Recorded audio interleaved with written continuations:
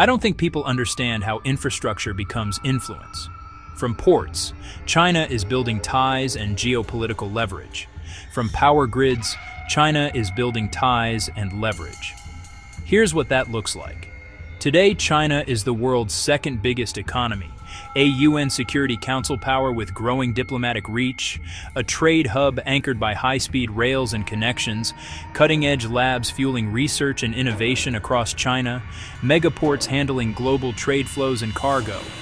The Belt and Road expands railways across borders and continents.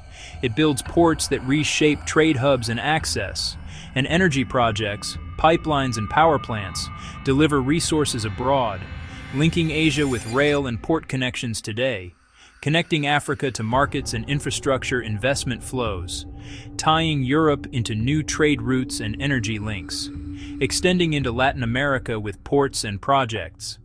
That expansion stirs debate over debt and geopolitical strategy.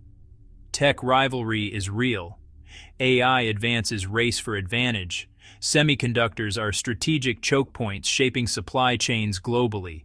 Electric vehicles drive industrial competition and new markets. Space programs push for satellites, launchers, and prestige.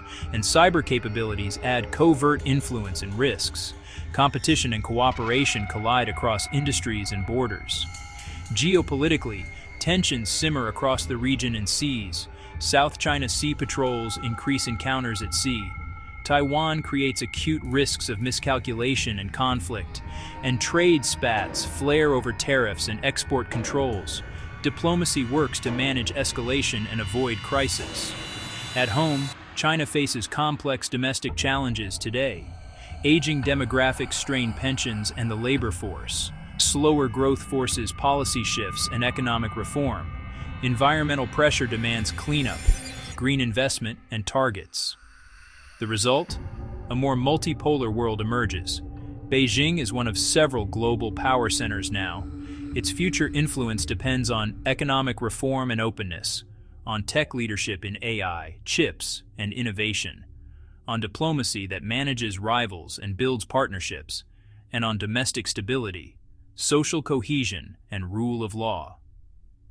China, building influence, balancing power, tech, and home.